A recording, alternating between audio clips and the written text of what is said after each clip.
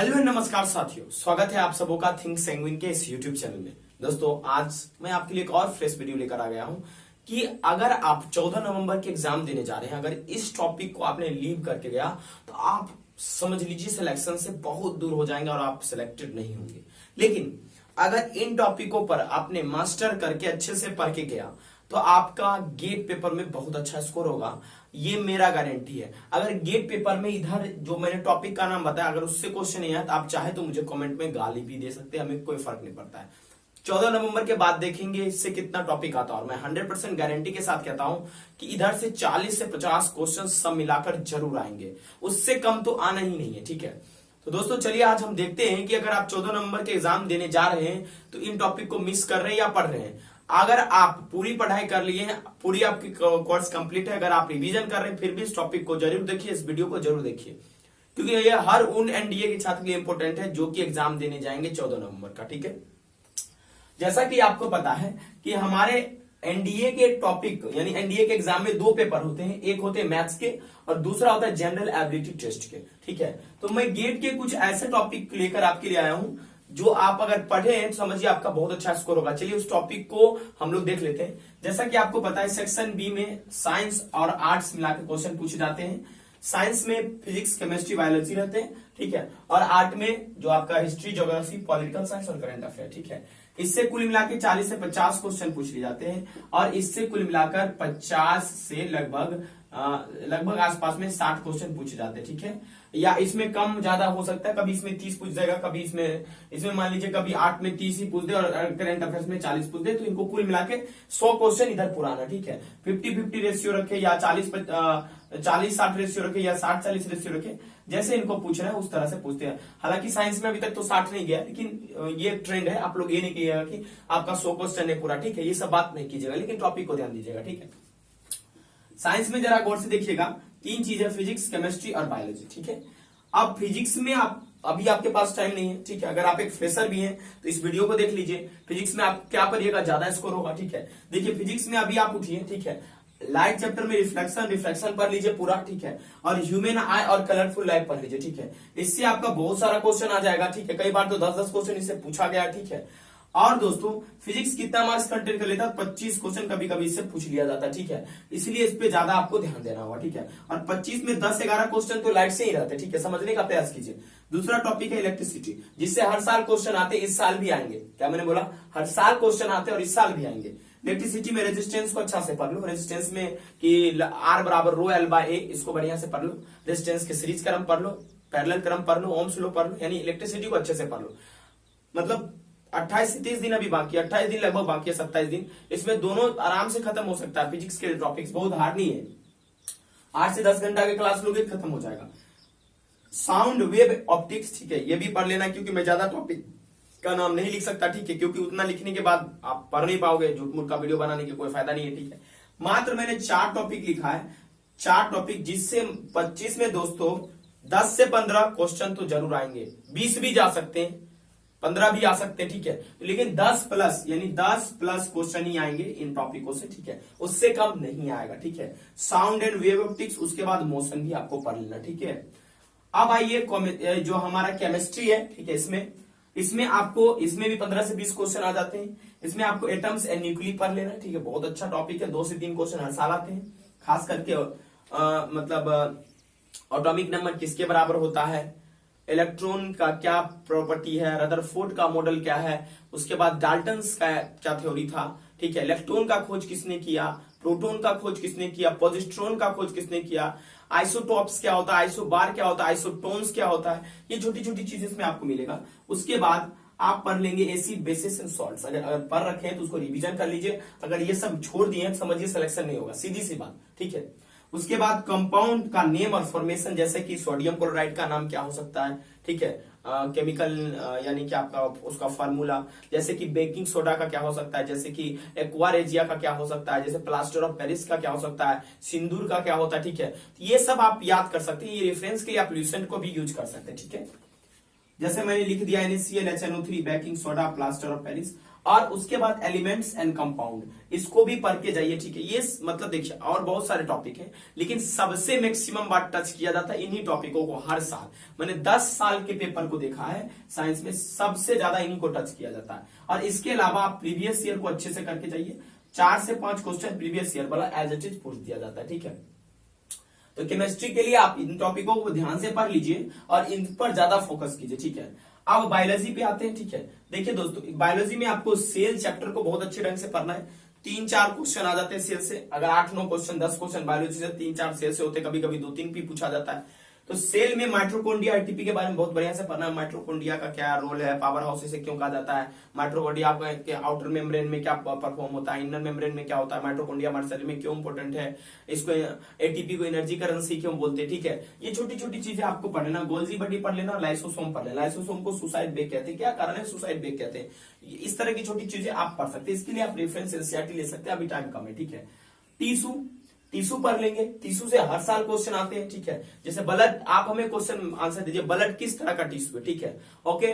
और RBC WBC का शरीर में क्या यूज है, ये हमें आंसर दीजिएगा, ठीक है। उसके बाद आप लोग बोन के बारे में पढ़ लीजिएगा, ठीक है, जो बोन वगैरह होता है, वो जैसे कि humerus, radius, ulna, carpal, metacarpal, phalanges, ठीक है। ये सब बोन्स के जो टाइप्स होते हैं, ठीक है, मतलब जो हमारे इसमें बोन्स होते हैं या शरीर के जो भी बोन्स है, बच्चे में कितना हड्डियां होती है, बड़े में कितनी हड्डियां होती है, ठीक है। तो इस तरह के चीजों को आपको ध्यान देना है। जनरल साइंस पे बहुत अच्छा पकड़ आपको बनाना है। जनरल साइंस में खासकर विटामिन और मिनरल्स के बारे में पढ़ लेना है। और उसके बाद दोस्तों आपको जो है किस मतलब एक चीज और मैं ऐड कर देता हूं, वायरस यानी कि हाँ डिजीज एंड प्रिवेंटेशन, इससे भी कई बार क्वेश्चन पूछा है, ठीक है। तो आप इसे कर लेंगे, ठीक है। ये आपका साइंस का कुछ पार्ट है, कुल मिला के 4 टॉपिक इधर है, 4 8 4 12 13 टॉपिक।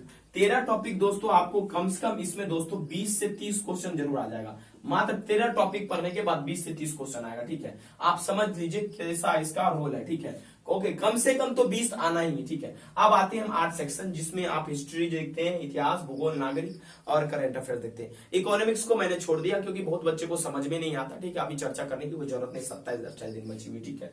देखिए इतिहास की जब हम बात करते हैं तो आपको इंडियन नेशनल कांग्रेस, ठीक है, इसके बारे में पढ़ लेना। इसका फाउंडर कौन था, जैसे एओ ह्यूम 1885 में इसका फाउंडेड हुआ था। डब्ल्यू.सी. बनर्जी इसका फर्स्ट प्रेसिडेंट थे, 2 बार प्रेसिडेंट बनने वाले थे हमारे दादा भाई नरोजी, ठीक है। और आप लोग एक क्वेश्चन बताइए, किस इंडियन नेशनल की किस सेशन में जो है मतलब इंडिपेंडेंस की मांग की गई थी, ठीक है, वो कहां पर था जगह, ठीक है, वो बताइएगा, ठीक है। ओके, अब फर्स्ट वुमेन कौन थी जो इंडियन नेशनल कांग्रेस की प्रेसिडेंट बनी, ठीक है, वो भी कमेंट करके हमें बताइएगा। अब उसके बाद ब्रिटिश इन इंडिया, शुरू से लेकर लास्ट तक क्रोनोलॉजिकल ऑर्डर में ब्रिटिश कहां पर आए, सूरत में उन्होंने क्या किया, कोलकाता में क्या किया, 1857 के रिवोल्ट का क्या कारण थे, क्यों 1857 के रिवोल्ट हुए, छोटी छोटी चीजें ये, ठीक है। ओके, सबको क्रोनोलॉजी में इसमें में याद करना, ठीक है। कि सबसे पहले भारत में ट्रेन कब चली थी, 1853 में, ठीक है, बॉम्बे टू थाने, ठीक है। ये सब छोटी छोटी चीजें आपको ध्यान में रखना है। उसके बाद गांधीयन एरा, गांधी जी कहां से शुरुआत किए, क्या रहा नॉन कोऑपरेटिव मूवमेंट, खेरा आंदोलन क्या है, चोरा चोरी आंदोलन क्या है, छोटी छोटी चीजें जो भी गांधी जी से रिलेटेड है सब आपको याद कर लेना, ठीक है। गुप्त, अब थोड़ा सा आ जाते हैं एनिसेंट इंडिया में, गुप्त डायनेस्टी, गुप्त काल को अच्छे से पढ़ लेना, मौर्य काल को अच्छे से पढ़ लेना, अशोका के टाइम को, और Indus valley civilisation, Harappan civilisation को बढ़िया से पढ़ लेना, और कौन सा साइट का कहां खुदान हुआ, ये सब भी आपको अच्छे से पढ़ लेना, ठीक है। चलिए अब हम आते हैं ज्योग्राफी से, हिस्ट्री से अच्छे क्वेश्चन बन जाते हैं, ठीक है। तो अब आप इससे भी आपको करीब 30 से 40 क्वेश्चन आ जाते हैं आर्ट्स के सेक्शन से। मैंने करंट अफेयर्स मिला दिया इसलिए मैं 50 बोल रहा था, ठीक है। 10 क्वेश्चन करंट अफेयर्स से आते हैं। ये टॉपिक अगर आपने पढ़ा ना, तो आप हिस्ट्री में अगर 10 क्वेश्चन वो लोग पूछेंगे एग्जाम्पल के तौर पर, तो आप 5 से 6 जरूर बना देंगे, इतना ही पढ़ने के बाद, ठीक है। ओके, ज्यादा दुनिया में लिप्त नहीं होना। ज्योग्राफी में आते हैं, आप रिवर सिस्टम को अच्छे से पढ़ लो, 1 से 2 क्वेश्चन हर साल आता है, खास करके इंडस का रिवर, गंगा रिवर और ब्रह्मपुत्र रिवर के ट्रिब्यूटरीज के बारे में पढ़ लो, और कौन नदी किसके किनारे, किस सर के किनारे, ये पढ़ लो, ठीक है। अगर और ज्यादा हाई लेवल पे ले जाएंगे तो आपको पूछ देंगे कि बताइए, आप हमें बताइए कि महानंदा किस पीक से निकलती है, ठीक है, कमेंट कीजिएगा। और आपका जो है सतलज नदी, ठीक है, ये कहां से निकलती है, ठीक है, ये भी कमेंट कीजिएगा। ओके चलिए, हेडक्वार्टर्स और रेलवे जोन अच्छे से पढ़ लेना, जैसे ईस्टर्न रेलवे का जोन कहाँ है, हेडक्वार्टर कहाँ है, बम्बई का, मतलब कुछ चीजें हैं, हम हेडक्वार्टर्स को एमसीक्यू लेकर आएंगे और हेडक्वार्टर्स के बारे में पढ़ के जाइए। ये सब हम बहुत एनडीए में तैयारी कराते हुए देखते हैं, ये सब टॉपिक करते हैं नहीं, पता नहीं क्या क्या करवाते थे। ठीक है, अब देखिए आइलैंड्स के बारे में पढ़ लेना। ठीक है, जैसे कि सुमात्रा है, उसके बाद बेरन आइलैंड है, उसके बाद नारकोंडम है। ठीक है, बहुत सारे, जैसे बेरन और नारकोंडम। बेरन आइलैंड जो है दोस्तों एक्टिव वोल्केनो है, और नारकोंडम दोस्तों डोरमेंट है।